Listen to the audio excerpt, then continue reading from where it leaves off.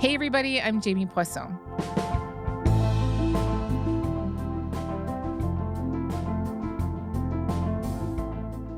On the week where Alberta separatists should have been celebrating a major milestone on their quest to split the country apart, we look forward to your government receiving this clear expression of the democratic will of Albertans and advancing the next steps to include this important question on the referendum ballot on October 19th, 2026.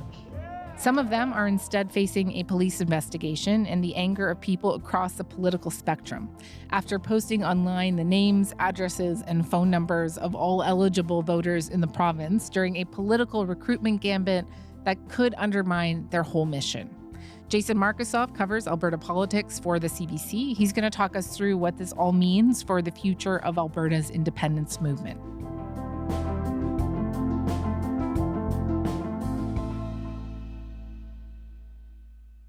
Jason, hey. Hey. Good to have you. Let's start with the news this week that the separatist movement has finally collected enough signatures to move to a referendum. They want one in the fall. Stay Free Alberta needed 178,000 signatures for a petition. They say they got over 300,000. A party-like atmosphere This day is historic in Alberta history. for supporters of Alberta's separatism. We're happy with the number. We're happy with everything. It's just good. I've canvassed and whatnot, and for every person that might tell me something rude, there's 20 people that are thumbs up. What did you make of those numbers? They knew that they needed a big enough number to make sure that if there were some problems with some of the signatures, because there are all these volunteer canvassers pulling this stuff together who may not have had experience. Some of them may not have signed the right sheet or done it all properly, or there were a bunch of duplicates. So you want to make sure you have a high enough buffer that there'll be no problem getting 178,000 certified signatures there. So that's the number. Now, it's a big number. I mean, that is about 10% of the electorate in Alberta, maybe a bit less than that. So that's a lot of signatures to get. However, it does remind us that this is not a majority position. Polls show that anywhere between a quarter to maybe a third of the province supports separation, and the rest largely is ardently, strongly against it. So it reminds us that 300,000 is good, but to win this referendum, they're probably going to need well north of 1 million people who are in favor of separatism. Right. Okay. So they finally get these signatures. This should be pretty good news for them. They've been working towards this for a while. But at the same time that this news is rolling out this week, this really absolutely wild data breach story starts unspooling. 1, 2, 3, 4. A rare show of force by Elections Alberta, flanked by Edmonton police crashing this town hall held by the pro-separatist Centurion Project. There is a concern that your organization is in possession of and using the list of electors. A group called the Centurion Project, which is this pro-separatist group led by this guy named David Parker, they get their hands on the province's list of voters with the names, addresses, and phone numbers of around 2.9 million Albertans. And then they publish this as a searchable database, right? Why would they want to do that in the first place? So one of the aims for the Centurion Project is they kind of know that math I was talking about earlier, that they need more than 1 million votes, yes, to leave Canada. So what this was a volunteer operation where this separatist activist group, the Centurion Project, recruits separatists to canvass everybody they know and see if they support separatism, if there may be, to try to basically get this big list of people who are separatist or separatist curious and make sure they vote. The back end of this turns out to be elector list. I mean, because they want to be able to somehow log all these people that they know who are separatists. You know, it's similar to what a party would do, tracking, making sure they have enough voters to win certain ridings. And they've posted online through videos or YouTube or Zoom calls some of their seminars on how this whole Centurion Project thing works. And when they were talking to the volunteers about that, they suggested that, no, this isn't a voters list. This is just information you can get from a phone book, Right. some publicly available lists that we pulled together. But turns out that it was indeed a voters list. Yeah. And so how did they get it, right? Like, how did they get their hands on that much data and information about Albertans? How did they get this voter list? This is one of the things that Elections Alberta is looking up or looking into in their investigation. David Parker and the Centurion Project say they did not violate any rules, that they got a list through the list that they were using this database through fair means. Someone at Elections Alberta decided to make a big scene by having 10 cop cars drive through Edmonton and having people show up here. In a statement, the Centurion Project says it was only using the list to find people its volunteers already knew, and that it will comply with the Elections Alberta investigation. But one of the ways Elections Alberta was able to find out about this, according to stuff that was said in court, for them to get an injunction to have this app pulled down and to further their investigation, was that Elections Alberta, when they give out these voters lists, they seed or salt the list with some fake names and fake addresses. And if those fake names or fake addresses showed up in this publicly searchable list or searchable by the Centurion Project volunteers, these were telltale signatures that this was an election list. And specifically because they do specific seeding for a specific list they give out, they could trace this list to the Republican Party of Alberta, who was ordered to disclose who all they gave their voter list to. And just who's the Republican Party of Alberta? So the Republican Party of Alberta is one of many small separatist parties. So, we have the main two parties in Alberta, the United Conservatives and the NDP. United Conservatives are not officially separatist, although a bunch of their supporters support separatism. Officially, they support a united Canada with more powers or more sovereignty for Alberta, as Danielle Smith puts it. But there are a bunch of smaller parties. The Republican Party of Alberta came out of last year's sort of separatist movement. The Alberta Republican Party was founded because we believe Alberta deserves to be in control of its own future. We believe Albertans should decide, not Ottawa, what happens here at home. Cam Davies is the leader of it. He's a longtime backroom operator with a bit of a checkered history in all this. I'm Cameron Davies, a first-generation Albertan, son of a teacher and small business owner. I was raised right here in Spruce Grove. I worked in Alberta's oil patch, and I'm a veteran. And that's one of the interesting things about all this as you consider this. Both Cam Davies, leader of the Republican Party, and David Parker, head of the Centurion Project, have both been fined significantly by Elections Alberta in the past for misdeeds. Past record doesn't, necessarily indicate future, but it's worth noting that they both have a problematic past with Elections Alberta.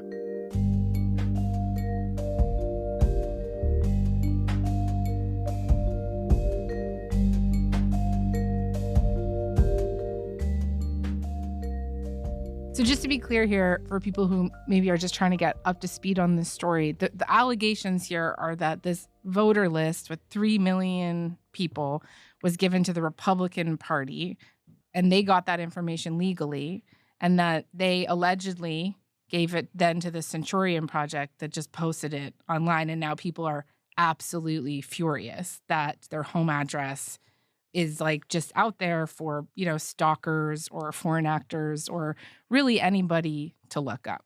Correct? Absolutely. So, some people might be surprised. I think this was a revelation to a lot of Albertans that you think that there's a voters list, the tax return asks you if you want Elections Canada or elections authorities to have your name, and include your address or information on a voter list. What people might not know, but reporters or people in the know is that these lists are given to parties so that parties can conduct, canvassing, figure out who's going to vote for them.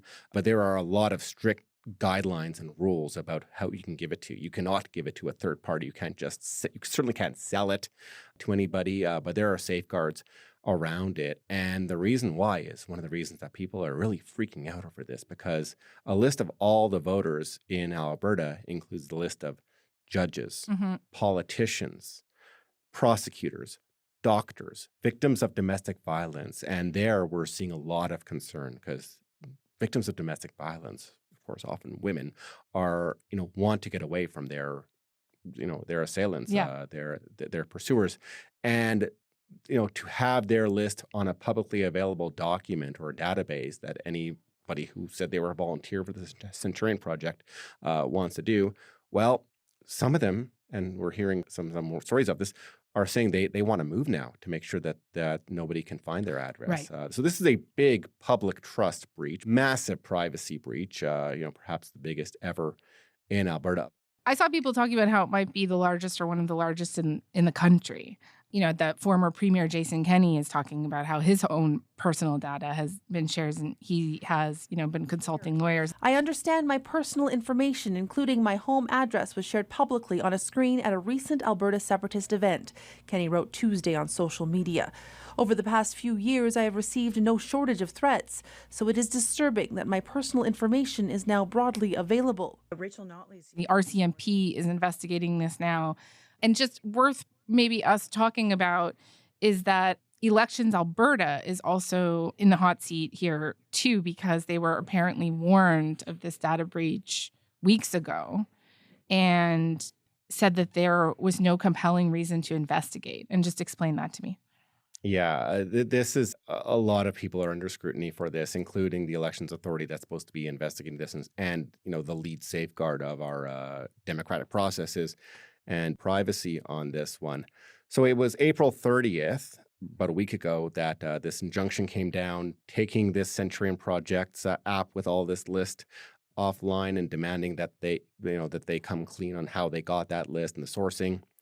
But it was back on March 31st that a journalist based in Calgary, Jen Gerson, from The Line, had gotten information from her sources about this list, about this Centurion Project app, and she, rather than just report it and publicize it, actually went to Elections Alberta, thinking this was such a grave breach of privacy and the integrity of the voters list. April 10th, about a week and a half later, she gets a note from the election commissioner of Elections Alberta saying, we don't have grounds to investigate this. Mm-hmm. And part of what comes out here is that Elections Alberta is saying that the Smith government, the UCP government last year, changed the threshold from which they can investigate. It now they have to have reasonable grounds to believe an offense has occurred. It used to be a different standard, grounds to warrant. Mm-hmm. Basically, it's now like you need to have as reasonable grounds to arrest somebody. It didn't used to be that high a threshold. The government is having a bit of back and forth with Elections Alberta publicly about that. Yeah. But it does seem that for whatever reason, it was made tougher for Elections Alberta to investigate offenses. And that could well be part of the reason that this wasn't shut down much quicker, that it took at least a month for them to get this down.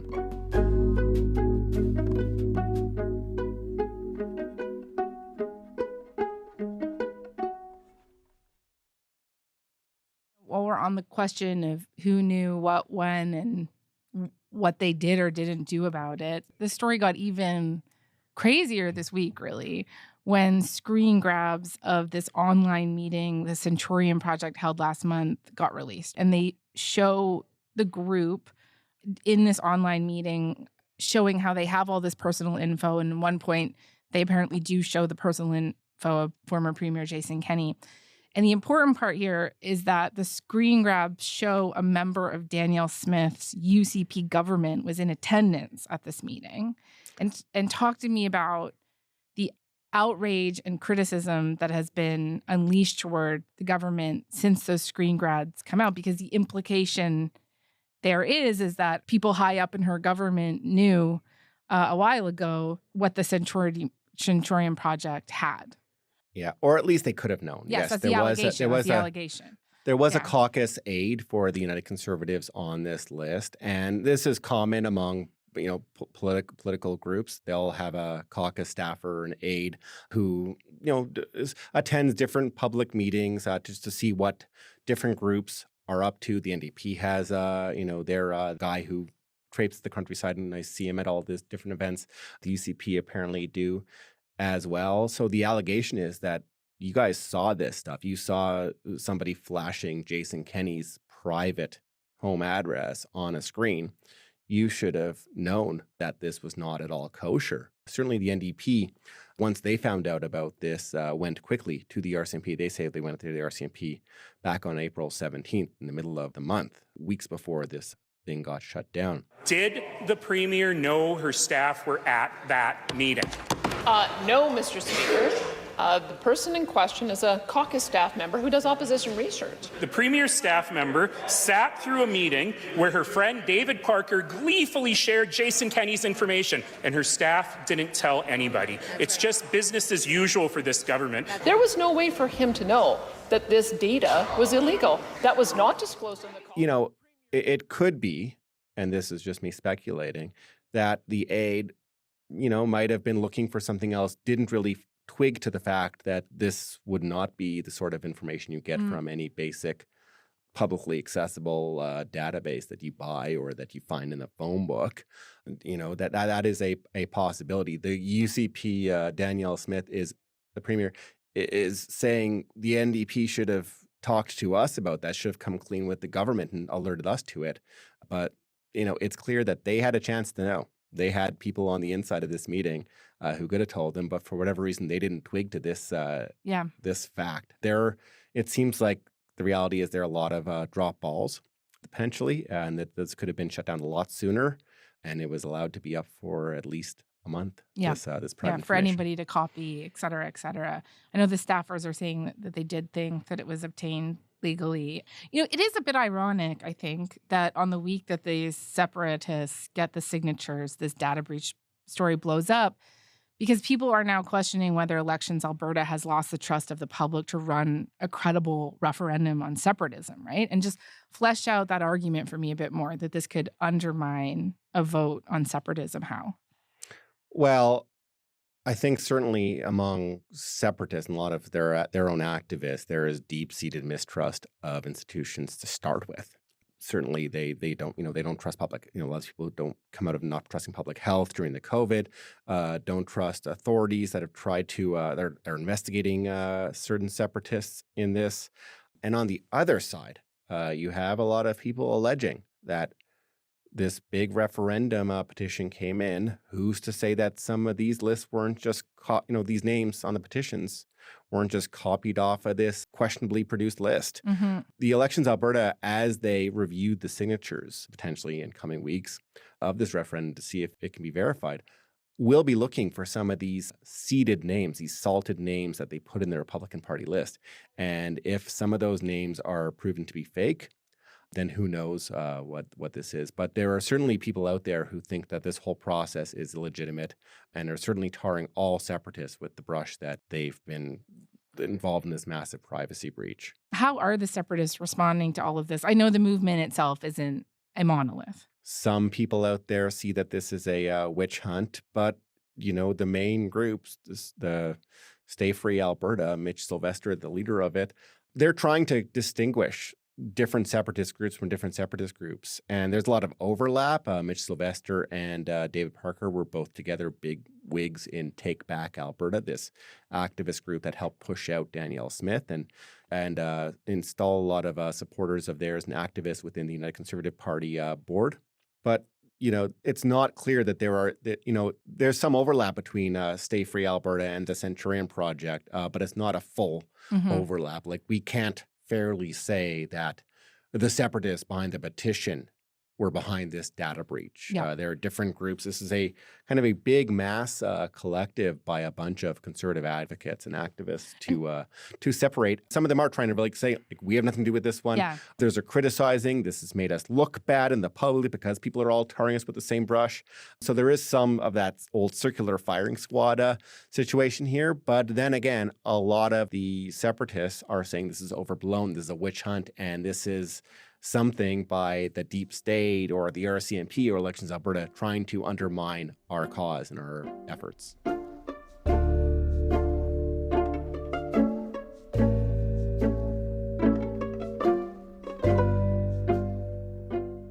Since we're on things that could throw a wrench in their ultimate goal, which is a referendum, also we're talking about here too is that there is a court ruling that should be coming down any day now. A group of First Nations has challenged the ability of the province to actually separate. And just briefly walk me through this court case and the potential outcome of it.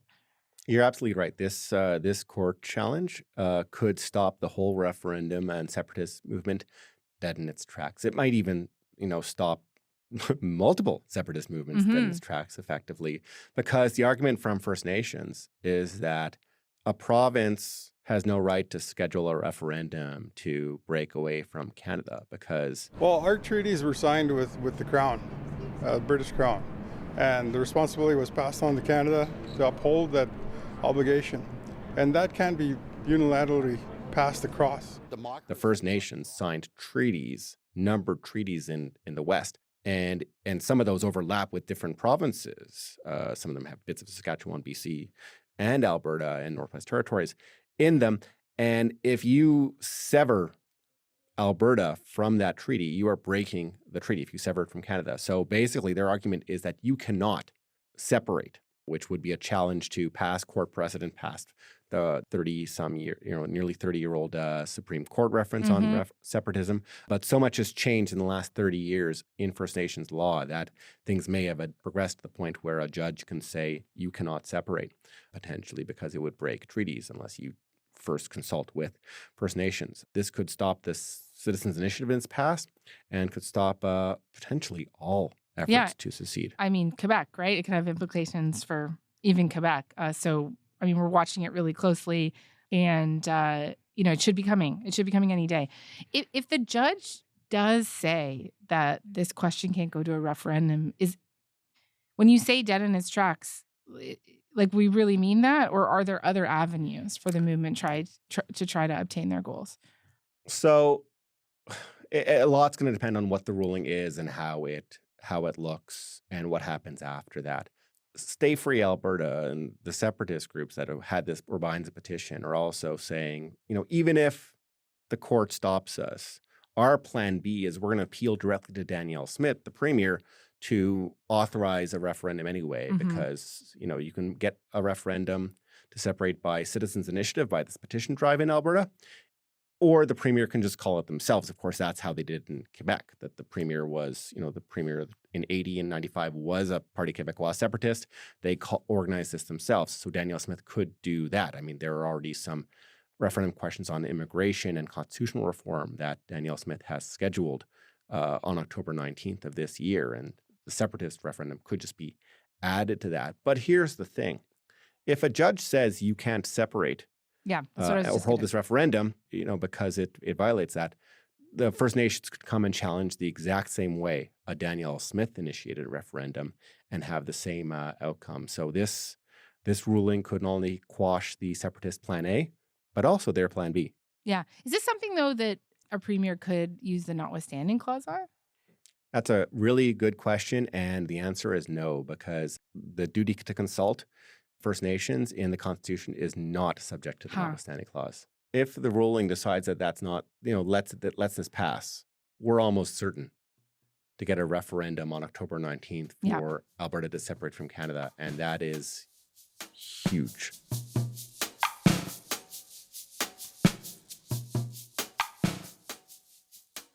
Speaking of Danielle Smith, she has publicly advocated for a united Canada, but also, as you have just mentioned, much of the base of her party is pro-separation. And she opened the door to this separation vote with legislation that would allow referendums on topics that get the requisite signatures. You and I have talked on the show many times about how she's kind of walking this incredibly fine line and even flirting with the separatists along the way. And just have these latest developments, this whole data breach saga, turned up the pressure on her to take a harder line with the separatists that a lot of people have been calling on her to do for a while. I think it does. I mean, this certainly turns up the anger in a lot of the public on the separatist movement that some of them were involved in this alleged data breach. As things get closer and closer to a referendum, the question's going to be asked more and more. Can Danielle Smith stay neutral? This sovereignty within United Canada thing is sort of this middle road. But a question, do you want to leave Canada, is probably the most black and white thing you can possibly ask an electorate. So for some people, this is already an untenable position. Does it become, sorry for the word, untenabler as things go forward? And certainly the data breach, more so than them getting all the signatures and submitting them to Elections Alberta, has really ratcheted up the attention and the pressure on this separatist project. So yeah, the heat is certainly ratcheted up on her. Yeah. And I mean, it does feel like these guys have been in the news for, well, a whole host of reasons recently, including research from a bunch of disinfo groups that says the U.S. and Russia are amplifying separatist messages. CBC just did an investigation that found a bunch of accounts were amplifying separatist stuff, and they traced them back to like a bunch of Dutch accounts and these hired actors. There are a lot of forces at play here. Jason Kenney was speaking at an event this week and saying that the pro-Canada side in the province needs to get their act together. He said they've been slow to get organized, and he said he thought this was partly wishful thinking that this would just go away. And as we've just talked about, it could go away, but it also might not go away. And I wonder what you think of the former premier's statements. Does he have a point? I think it's ironic because he was a bit of an advocate for Brexit, but at the time, a lot of people are worried that Alberta could sleepwalk into another Brexit, where nobody took the movement seriously, thought it was a bunch of, outsiders and cranks who were pushing this idea that Britain leave the EU. And lo and behold, June 23rd, 2016, it passes. Mm-hmm. And so people are wondering if this is the same sort of situation here. So Jason Kenney has been pretty outspoken about this. He's been participating in debates with separatists. He's speaking for a big business group next week. But a lot of other people in Alberta are kind of just hoping this passes by. Business leaders, especially in the energy industry, don't want to really rub Danielle Smith the wrong way. Of course, she holds a lot of their, is advocating for their cause pretty consistently, so they don't want to cross her. And this report on foreign interference raised the question: are election authorities and provincial law enforcement authorities and security apparatus, are they ready for what's to come? Because if we're already seeing Pravda Canada and fake websites and MAGA influencers all trying to, and this slopaganda that our colleagues at Radio Canada and CBC uncovered from Holland, are we ready for this torrent of what's to come once a referendum, or if a referendum actually goes ahead and goes to an October 19th ballot? Yeah, all very important questions. Jason, this was great. Thank you so much. Always happy to chat with you about this stuff.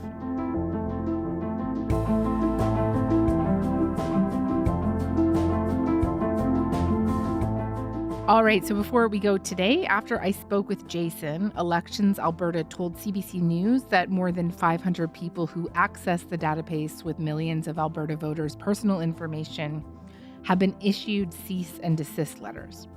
23 of those letters were sent to people that the Centurion Project says received the voting list from them. Front Burner was produced this week by Matthew Amha, Joytha Sengupta, Kevin Sexton, Mackenzie Cameron, Mia Johnson, Dave Modi, and Cecilia Armstrong. Our YouTube producer is John Lee. Our music is by Joseph Shabason.